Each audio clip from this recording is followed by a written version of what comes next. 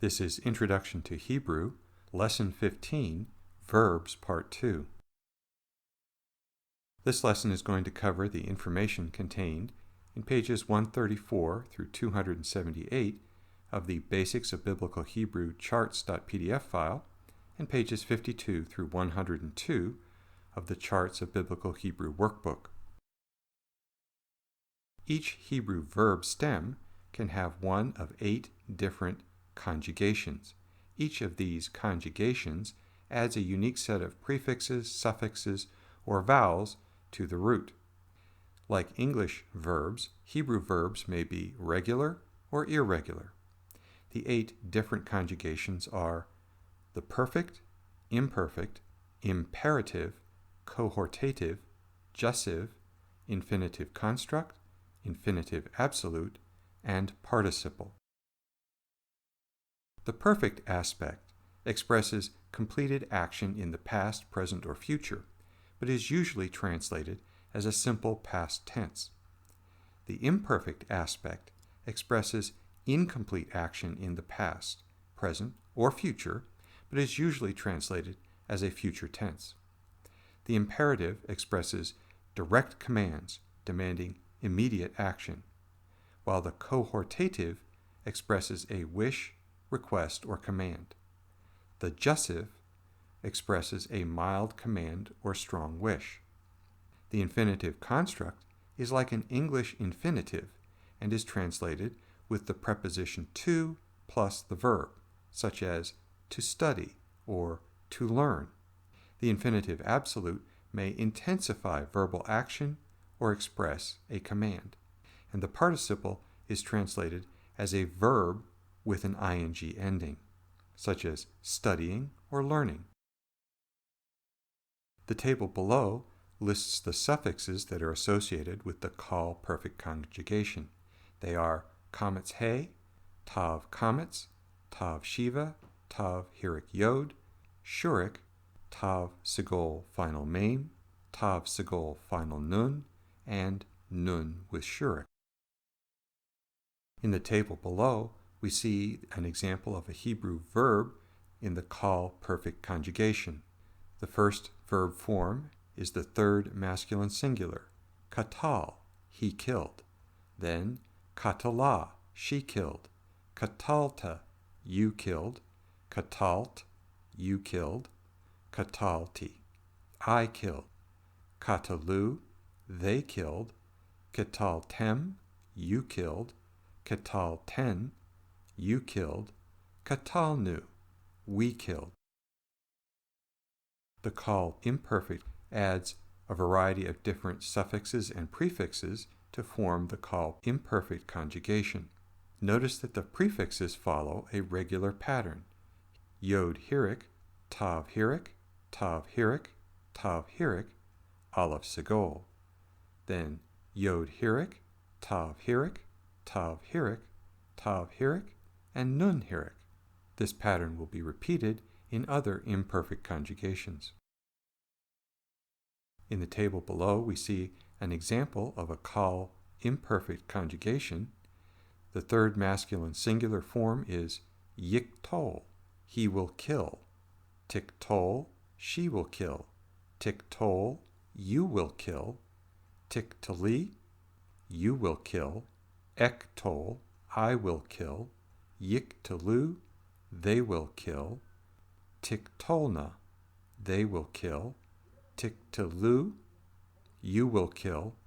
Tiktolna, you will kill. Niktol, we will kill. The call imperative is formed by taking the second person imperfect verbs and subtracting off the prefixes. In the table below, we see the second person imperfect verbs tiktol, tiktali, tiktalu, tiktolna. The prefix is tav hirik, shown in red. When we remove the prefix, notice that we have 2 vocal shivas in a row for the second feminine singular and second masculine plural forms. Since 2 vocal shivas cannot occur in a row, the first vocal shiva reduces to a hirik. leaving us with the call imperative form. Kitol, you kill. Kitli, you kill. Kitlu, you kill. Kitolna, you kill. The call infinitive construct is exactly the same as the call imperative second masculine singular, and the call infinitive absolute exhibits a comets and holem vav vowel pattern. In the examples below, we see kitol, call imperative second masculine singular, you kill, with kitol, call infinitive construct, to kill, and katol, call infinitive absolute, to kill. The call participle is inflected just like an adjective and exhibits a holem in the first syllable. In the example below, we see kotel, masculine singular, kotelim, masculine plural, kotelet, feminine singular, kotelot, feminine plural. Parsing is the process of identifying a verb's stem, conjugation, person, gender, number, and lexical form or verbal root.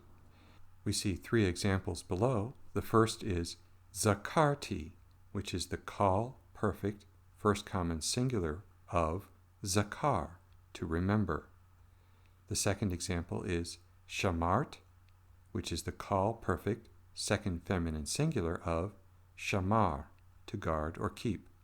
And the third example is nishma, which is the nifal perfect third masculine singular of shama, to hear.